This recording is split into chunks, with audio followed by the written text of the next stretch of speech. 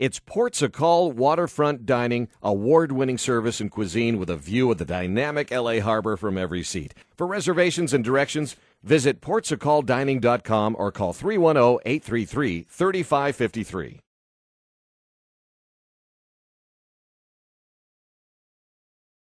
And now, all right, and choke bang, choke bang. Thrash beyond awesome. Rudolph. All right, pie boy. Oh, Thrashpie, our favorite guy.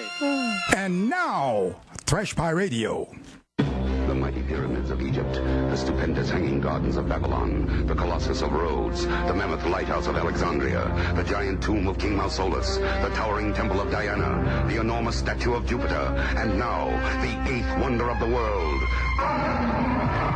Yes, it is I, Thrashpie, your favorite guy. Welcome to Pure Rock Metal Storm. Thrashpie Radio.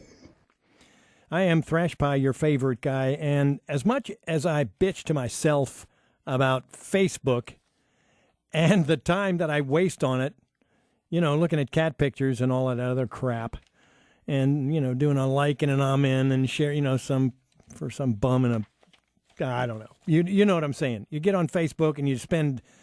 you look up from it and, oh, my God, it's Tuesday already. Holy mackerel. Well, it has shined for me, at least in the last, I don't know, week or two, perhaps. It's connected me with some great friends.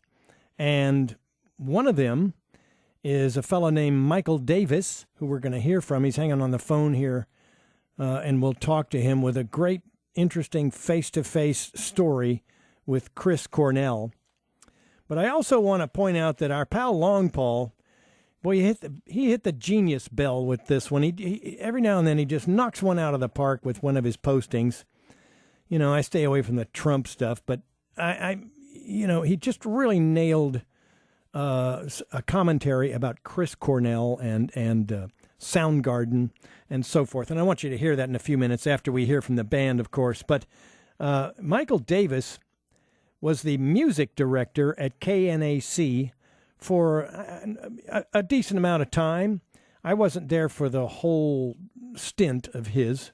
I had left and then come back at a later point, but he's one of our brothers. And he came down to our anniversary party a couple of years ago and the whole deal. And he's been working in radio more consistently, steadier, I'll say, than any of us. He's up in Monterey at the moment. He's at, what is it? I'll forget. It's KCKC. Something. KRKC. Thank you very much. You got it right. But Michael posted on Facebook, as I was mentioning, his face-to-face with Chris Cornell right here in town while he was at KNAC. And it pointed up something very important to me that I must never forget how really important that little radio station was. Yeah, actually, it was just a conversation. They played a gig at the Whiskey a Go-Go. A&M took me backstage, those back little rooms at the Whiskey. And being a radio guy, I thought Chris Cornell would be impressed that I knew about KISW Seattle. But he was a lot more impressed with KNAC, and he was going on and on, telling me that, how awesome KNAC was and how he thought KISW playing Soundgarden was sort of like a hometown favor.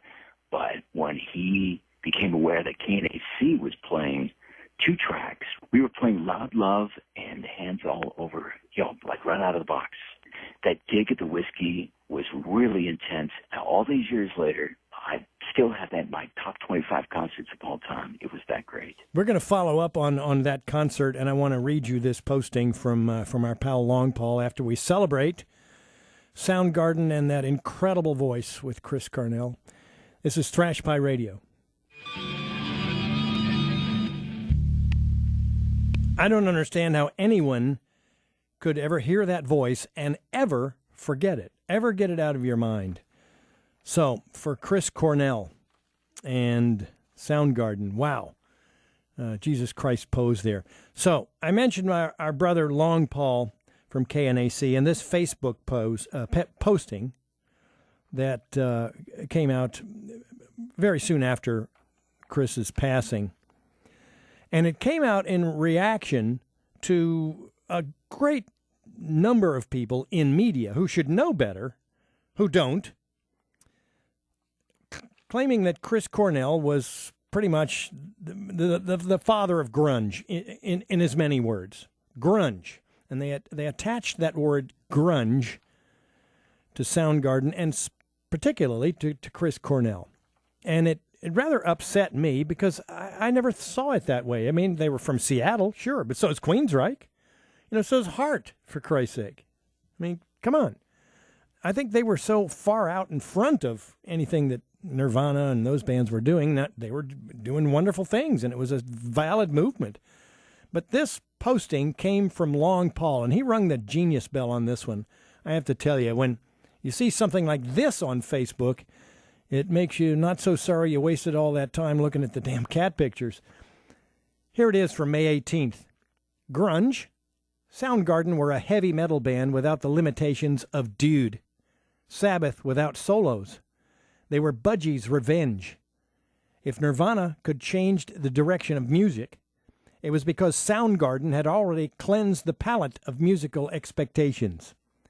For the unsuspecting metalhead, Chris Cornell was a more musically adept screamer than Bruce Dickinson, and every bit as soulful as David Coverdale. Yet, he was never compared to either. There was no comparison. Chris Cornell ushered in a new vocal reality that was never really equaled. R.I.P. You are a legend. That's a genius piece. And that's our brother Long Paul. And I know that Michael Davis concurs. Absolutely. They were not grunge. Grunge was more like a 1992, 1993 thing. I'm not sure if KNAC played anything off those EPs. I knew of them a little bit, but when Loud Love and Hands All Over hit, really impressed with that. There's a video of that gig. It's on YouTube. Originally it was put out by the band and NM Records as a VHS cassette. You can find it on YouTube. And the funny thing is there's some comments. And one of the comments is, imagine if you were lucky enough to see this gig all those years ago. That was me. That was us. That was KNAC. We were there. We were the ones that were lucky enough to see that. And that's all I have to say about that. This is Thrashpie Radio.